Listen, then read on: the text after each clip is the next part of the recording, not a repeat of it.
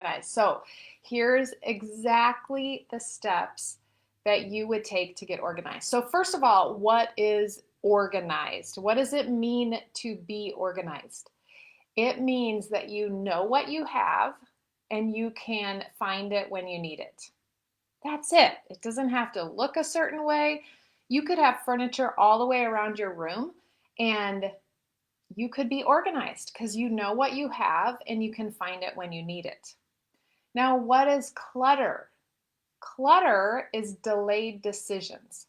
So if you notice you have some piles, those are clutter because you've delayed making a decision on where the item lives or if you're going to keep it or get rid of it or it hasn't been put away. You delayed the decision of putting it away.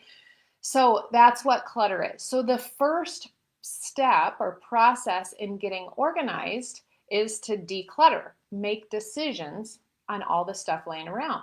So I have 5 steps in the organizing process, and they spell the word spasm.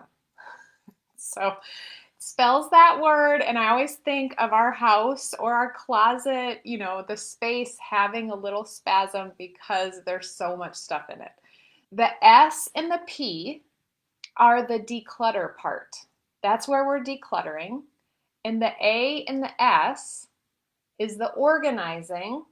And then the M is maintaining the whole process. So the first S stands for sort. We first start to declutter by sorting. And when you think about where you should start this, constraint is huge, but just come into your house and let's use the example of a little countertop in your kitchen. We have a little countertop where clutter can accumulate. So let's say you're looking at a little countertop. The first thing you're going to do is sort. You're going to pull stuff from the countertop and put it in a pile like with like. So office supplies. Maybe there's a bunch of pens and a thing of tape and a ruler laying there. Maybe there's trash, like obvious trash. You make a pile of trash. Maybe there's paper. Common thing to have on your kitchen counter is paper. So you make a pile of paper. You just keep putting it into piles. So you're emptying the space and putting it into piles like with like. Sort. There's no decisions you have to make in that moment. And that's why you can get started because all you're doing is sorting. And I always recommend that people sort as fast as they can. The next step is to purge. You're going to go back through each of your sorted piles and you're going to purge or let go of those items so you only end up keeping the things you love and use. Now, I like to think of it as choosing your favorites first. So you can think, do I love and use this? Yes, this is the one that I use the most. This is the kind I like. This particular one is the one I use. And as you go through the pile, you can kind of see, oh, I don't really use that one. Oh, that one's broke. Oh, that's not my favorite. I never pick that one up. I actually hate that kind of pen and I never want to use it. So you can look at it like that. So you're going to choose your favorites and then you know you're going to keep those and then you look at the rest of the stuff in the pile in that category. So the next step, sort and purge, you've decluttered. Now you just have what you're going to keep. The next step is to assign homes. So you are deciding where the item will live. So let's say you decide on a room that it's going to live in. And then within that room, you decide on a drawer that it's going to live in. You're deciding where it will live. Think about where you use it. What's an easy way to, if you use it a lot, it needs to be accessible. Where will it live that it's accessible? Where will it live that it's like other items?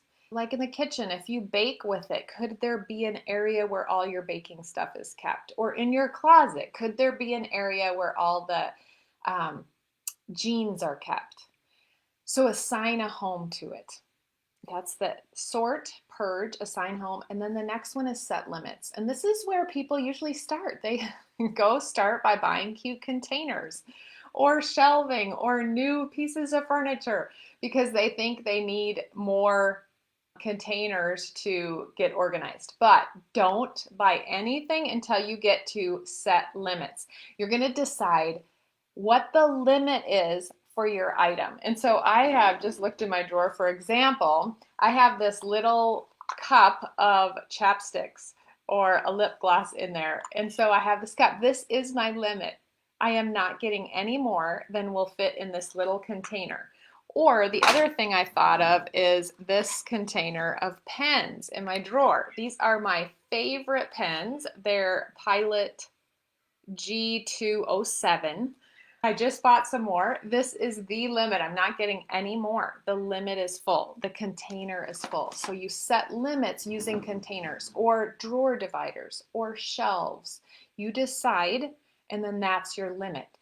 Then you put your favorite things into that, and once it's full, that's your limit. If there's more than what fits in that space, you can let it go. Or maybe you decide you need a new space for it. That's an option too. So sort, purge, assign homes, set limits, and then maintain.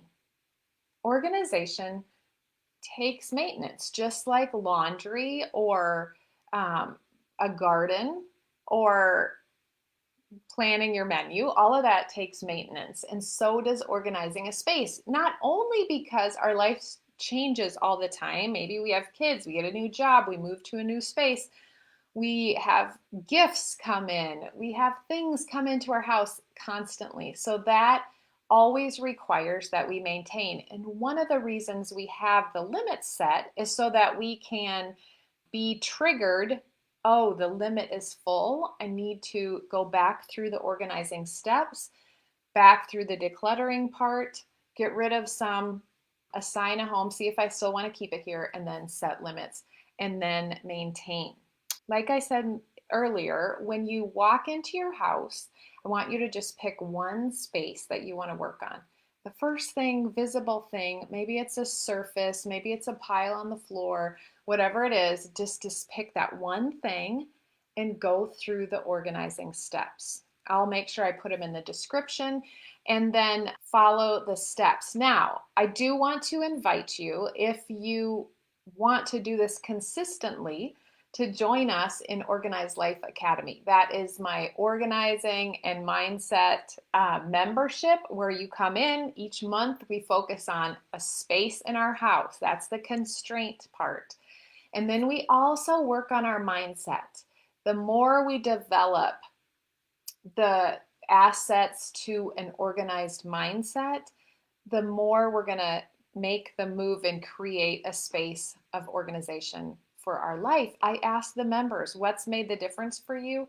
They all say it's their mindset. So we take the coaching tools and bring those in.